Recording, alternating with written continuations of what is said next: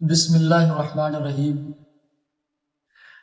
تو جیسا آپ لوگ جانتے ہیں ہمارا جو ہے سورہ نبا کا 30ویں پارے کی پہلی سورت کا ترجمہ چل رہا اور اس کی تفسیر، اور میں نے شروع ہی میں بتلا دیا تھا کہ ہم جو ہے اس سورت کو 3 حصوں میں ڈیوائیڈ کریں گے۔ پہلا حصہ میں نے مکمل کر دیا تھا، جس کو آپ نے دیکھا جا کر اور اس کو سن کر بہت زیادہ پیار دیا۔ اب ہم دوسرے حصے کو شروع کرتے ہیں۔ پہلے حصے میں اللہ تبارک و تعالیٰ نے دلائل قدرت کو بیان فرمایا تھا، اور اب جو ہے وقوع قیامت کو بیان فرما رہے ہیں۔ قیامت کے دن کیا ہوگا، وہ کیسا دن ہوگا، کتنا خطرناک اور کیسا ہولناک دن ہوگا، اس کے بارے میں اللہ تبارک و تعالیٰ آگے فرما رہے ہیں۔ اس دوسرے حصے میں اسی کے متعلق باتیں ہوں گی۔ بسم اللہ الرحمن الرحیم۔ اللہ تبارک و تعالیٰ فرماتا ہے ان یوم الفصل کان میقاتا، کہ بے شک فیصلے کا دن مقررہ وقت ہے۔ یعنی مطلب یہ ہے، اللہ تبارک و تعالیٰ فرما رہے ہیں کہ ہم نے انسان کو یوں ہی بیکار پیدا نہیں کیا کہ پیدا کر کے یوں ہی چھوڑ دیا جائے، بلکہ حق اور باطل کے درمیان فیصلے کا دن مقررہ وقت ہے، جس دن ہر ایک جاندار سے جو ہے حساب و کتاب لیا جائے گا۔ ہر چیز کے بارے میں جو اس نے دنیا کے اندر عمل کیا اس کے بارے میں اس سے پوچھا جائے گا، یہاں تک کہ ایک سینگ والی بکری سے بھی پوچھا جائے گا بغیر سینگ والی بکری کے بارے میں۔ آگے فرماتے ہیں یوم ینفخ فی الصور فتأتون افواجا، جس دن سور میں پھونک ماری جائے گی تو تم لوگ فوج در فوج آؤ گے، فوج در فوج ہو جاؤ گے۔ یعنی مطلب یہ ہے یوم ینفخ، جس دن سور میں پھونک ماری جائے گی۔ سور اور سور کو اردو میں جو ہے نرسنگا کہتے ہیں۔ یہ ایک سینگ کی طرح ہوتا ہے جس میں پھونک ماری جائے اور پھونک مار کر اس کو بجایا جائے۔ جس وقت پہلی مرتبہ حضرت اسرافیل علیہ السلام سور میں پھونک ماریں گے، اس پہلی مرتبہ کو سور میں پھونک مارنے کو نفخہ اولا کہتے ہیں۔ اور جب پہلی مرتبہ اسرافیل علیہ السلام سور میں پھونک ماریں گے تو لوگ جو ہے مر جائیں گے، سارا عالم جو ہے فنا ہو جائے گا۔ اور پھر 40 سال بعد دوسری مرتبہ سور میں پھونک ماریں گے، اس کو نفخہ ثانیہ کہتے ہیں۔ جب دوسری مرتبہ سور پھونکیں گے تو تمام عالم کے جتنے بھی جاندار ہوں گے تمام عالم زندہ ہو جائے گا، یہاں تک کہ قبر کے اندر سے مردے اٹھ کھڑے ہوں گے، قبر کے اندر سے مردے نکل کر بھاگ رہے ہوں گے اللہ تبارک و تعالیٰ کی طرف۔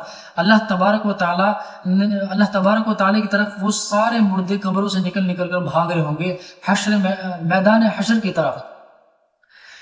آگے فرماتے ہیں یوم ینفخ فی الصور فتأتون افواجا، فتأتون افواجا یہاں سے مراد، اس فتأتون افواجا سے مراد یہ ہے، مطلب تم لوگ فوج در فوج آؤ گے، فوج در فوج ہو جاؤ گے، گروہ در گروہ ہو جاؤ گے۔ یعنی ہر ایک امت الگ الگ ہو جائے گی۔ مومنوں کا گروہ ایک ہو جائے گا، مومنوں کی جماعت ایک ہو جائے گی، اور جو کافر لوگ ہوں گے ان کی جماعت ایک طرف ہو جائے گی، اور جو نیک لوگ ہوں گے ان کی جماعت ایک طرف ہو جائے گی، اور جو گناہگار ہوں گے ان کی جماعت ایک طرف ہو جائے گی۔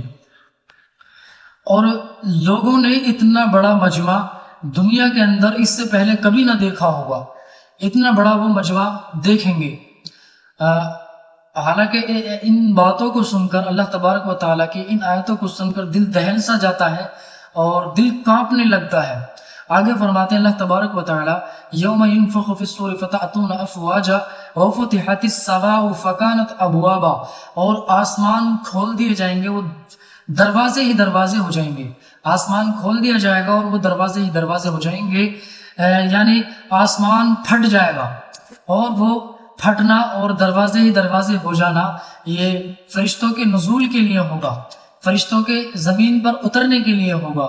آگے فرماتے ہیں وفتحت السماء فکانت ابوابا وسجرت الجبال فکانت سرابا، اور پہاڑ چلا دیے جائیں گے، پھر وہ ریت ہی ریت ہو جائیں گے۔ یعنی مطلب یہ ہے کہ پہاڑوں کو اپنی جگہ سے ہٹا دیا جائے گا، ان کو ان کی جگہ سے چلا دیا جائے گا، اور وہ ریت کی طرح ہو جائیں گے۔ پہاڑ اتنے مضبوط ہیں. پہلے حصے میں اللہ تبارک و تعالی نے فرمایا تھا والجبال اوتادا، اور پہاڑوں کو میخے بنایا، مضبوط کیلیں بنایا. آپ اندازہ لگائیں کہ اللہ تبارک و تعالی نے ان پہاڑوں کو اتنا مضبوط بنایا ہوا ہے کہ ان زمین کے اندر ان کو گاڑا ہوا ہے تاکہ زمین جو ہے جنبش نہ کر سکے، زمین ہل نہ سکے. اتنی بڑی زمین کو ان پہاڑوں نے روکا ہوا ہے. اتنے مضبوط اور مستحکم یہ پہاڑ ہیں، لیکن باوجود اس کے اللہ تبارک و تعالیٰ کے حکم کے مطابق یہ پہاڑ روئی کی طرح اڑ جائیں گے. قیامت کے روز یہ پہاڑ جو ہے ریت کی طرح ہو جائیں گے. ان کو ان کی جگہ سے ہٹا دیا جائے گا اور یہ اپنی جگہ سے چل دیں گے اللہ تبارک و تعالیٰ کے حکم کے مطابق. یہ اتنے مضبوط پہاڑ بھی ریت کی طرح ہو جائیں گے. آگے اللہ تبارک و تعالیٰ فرماتا ہے وَسُيِّرَتِ الْجِبَالُ فَكَانَتْ سَرَابًا إِنَّ جَهَنَّمَ كَانَتْ مِرْصَادًا، بے شک جہنم گھات کی جگہ ہے. یعنی مطلب یہ ہے جہنم کا جو پل صراط کا راستہ ہے، جہنم کے اندر جو پل ہے اس پر جو ہے جہنم کے اندر جو پل ہے وہاں پر فرشتے کھڑے ہوئے ہیں گھات لگا کر کہ کس طرح کافر لوگ آئیں اور ہم کافر لوگ کب آئیں اور کب ہم ان کو پکڑیں اور جہنم کے اندر پھینک دیں اور جہنم کے اندر ان کو عذاب ہونے لگے. آگے فرماتے ہیں للطاغین مآبا، سرکشوں کا ٹھکانہ ہے. جہنم جو ہے جو اللہ کے نافرمان ہوں گے، جو کفار لوگ ہوں گے، ان کا ٹھکانہ ہے. طاغی سے مراد وہی لوگ ہیں جو اللہ پر ایمان نہیں رکھتے، تو ان لوگوں کا ٹھکانہ ہے جہنم. آگے فرماتا اللہ تبارک و تعالی لابثین فیہا احقابا، جس میں وہ طویل مدت پڑے رہیں گے. طویل مدت یعنی بعض نے کہا کہ 40 سال اور بعض نے کہا کہ 70 سال اور بعض نے کہا ہے کہ 80 سال اور بعض نے کہا کہ 70,000 سال. لیکن بعض نے تو اتنا کہا ہے کہ لا محدود زمانہ، یعنی جس کی کوئی حد نہیں. اس طویل مدت تک وہ جہنم میں پڑے رہیں گے ہمیشہ ہمیش کے لیے. لا محدود زمانہ یعنی ہمیشہ ہمیش کے لیے وہ جہنم میں پڑے رہیں گے، ہمیشہ ان کو جہنم میں عذاب ہوتا رہے گا. آگے اللہ تبارک و تعالی فرماتا ہے لابثین فیہا احقابا لا یذوقون فیہا بردا ولا شرابا الا حمیم وغساقا، نہیں چکھ سکیں گے اس میں وہ کوئی ٹھنڈی چیز نہ پینے کی چیز مگر کھولتا ہوا پانی اور گرم پانی اور پیپ. یعنی مطلب یہ ہے ان کو کوئی ایسی چیز نہ مل سکے گی پینے کے لیے اور کھانے کے لیے جس سے ان کو تسلی ملے، جس سے ان کو راحت ملے، مگر کھولتا ہوا پانی اور پیپ. اللہ حمیم و غساقا، کھولتا ہوا پانی اور پیپ. وہ کھولتا ہوا پانی کیسا کھولتا ہوا ہوگا جس کی کوئی انتہا نہیں. اتنا زیادہ کھولتا ہوا پانی اور اتنا ان کو جو عذاب ہوگا قیامت کے، ان کو جو عذاب ہوگا جہنم کے اندر، اور جو ان کا بدن زخمی ہو جائے گا اس سے جو پیپ نکلے گا مجبوراً ان کو وہ پیپ پینا پڑے گا اور وہ کھولتا ہوا پانی پینا پڑے گا. حالانکہ وہ نہیں پئیں گے، لیکن جو فرشتے ان کو عذاب دے رہے ہوں گے ان کے سر میں ایک لوہے کا ہتھوڑا یا کوئی ایسی چیز ماریں گے اور جو ہے ان کو زبردستی اس کھولتے ہوئے پانی کو وہ فرشتے پلائیں گے. وہ کھولتا ہوا پانی اتنا کھولتا ہوا ہوگا کہ جب ان کے منہ میں وہ پانی جائے گا تو اس پانی کی گرماہٹ کی وجہ سے اتنا گرم وہ پانی ہوگا کہ ان کے جو ہے ہونٹ نیچے گل کر نیچے گر جائیں گے. ان کے جو ہے ان کے سر کی کھال، ان کے منہ کی کھال اس کھولتے ہوئے پانی کی وجہ سے نیچے پگھل کر گر جائے گی. اور جب ان کے حلق کے اندر وہ پانی جائے گا تو وہ اٹک جائے گا اور بہت ہی مشکلات کا انہیں سامنا کرنا پڑے گا. پھر جب ان کے پیٹ میں کسی طرح سے وہ پانی پہنچ جائے گا تو بندے کے اندر جو پیٹ میں آنتیں ہوتی ہیں ان کو وہ پانی پگھلا دے گا آنتوں کو، اور وہ آنت جو ہے پیشاب کے رائے، استنجے کے رائے نکلیں گی باہر. اتنا وہ کھولتا ہوا پانی ہوگا. آپ اندازہ لگائیں، روح کانپ جاتی ہے اللہ تبارک و تعالیٰ کی ان آیتوں کو سن کر اور پڑھ کر. اللہ حمیم و غساقا.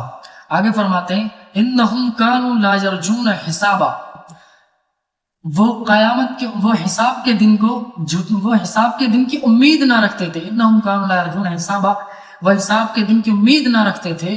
وَكَذَّبُوا بِآيَاتِنَا كِذَّابًا، اور ہماری آیتوں کو جھٹلاتے تھے. آگے فرماتے ہیں وَكُلَّ شَيْءٍ أَحْصَيْنَاهُ كِتَابًا، اور ہر چیز کو اللہ تبارک و تعالی نے محفوظ رکھا ہے، ضبط کر کے رکھا ہے ایک کتاب میں، ہر ایک عمل کو۔ آگے فرماتا اللہ تبارک و تعالی فَذُوقُوا فَلَن نَّزِيدَكُمْ إِلَّا عَذَابًا، پھر تم چکھو گے پھر ہرگز ہم تم پر زیادہ نہیں کریں گے مگر عذاب ہی کو۔ جس طرح تم دنیا کے اندر ہماری آیتوں کو جھٹلایا کرتے تھے، خوب جھٹلایا کرتے تھے، اسی طرح ہم تم کو عذاب دیں گے اور خوب عذاب دیں گے، تم پر عذاب دن بدن بڑھتا رہے گا، عذاب کم نہیں ہونے والا۔ اللہ تبارک و تعالی ہمیں جو ہے دین کے راستے پر چلنا ہمارا آسان فرمائے اور دین کی صحیح سمجھ عطا فرمائے۔ اللہ اس کے رسول کے حکم کے مطابق ہمیں اللہ تبارک و تعالی اپنی زندگی کو گزارنے کی توفیق عطا فرمائے۔ اللہ تبارک و تعالی سے یہ دعا کریں آپ لوگ، کیسا ہی وہ ہولناک منظر ہوگا، کتنا ہی خطرناک وہ دن ہوگا۔ اللہ تبارک و تعالی اس دن جو ہے فیصلے کے دن ہم سے فیصلہ آسانی سے لے، یہی دعا اللہ تبارک و تعالی سے کریں۔ اور جو ہے میرے لیے بھی دعا کریں کہ اللہ تبارک و تعالی میرے تمام صغیرہ کبیرہ گناہوں کو معاف فرما دے۔ جو بھی غلطی جانے سے انجانے سے قرآن کریم کی آیتوں کو پڑھنے میں، اس کا ترجمہ کرنے میں ہوئی ہے، اللہ تبارک و تعالی سے دعا کریں کہ اللہ تبارک و تعالی اپنے رحم و کرم سے مجھے معاف کر دے۔ اور میرے لیے دعا کریں کہ اللہ تبارک و تعالی مجھے اپنے دین کے لیے قبول فرما لے۔ نہ جانے آپ لوگوں کے ذریعے یا نہ جانے کس کے دماغ میں یہ جو بات میں کہوں اللہ تبارک و تعالیٰ کے حکم کے مطابق، یا اللہ تبارک و تعالیٰ نے جو بھی بات قرآن کریم کے اندر کہی ہے اس بات کو میں آپ لوگوں تک پہنچاؤں۔ نہ جانے کون بندہ عمل کر لے اور کس کی وجہ سے میری بھی بخشش ہو جائے اور لوگوں کی بھی بخشش ہو جائے۔ تو یہ دوسرا جو ہے حصہ یہاں اس کا ختم ہوتا ہے۔ انشاءاللہ تیسرے حصے کو ہم اگلے جمعے میں، اگلے فرائیڈے میں ہم جو ہے بیان کریں گے۔ اللہ تبارک و تعالیٰ سے دعا کریں اللہ تبارک و تعالیٰ ہمیں نیک عمل کرنے کی توفیق عطا فرمائے۔ وما علینا الا البلاغ۔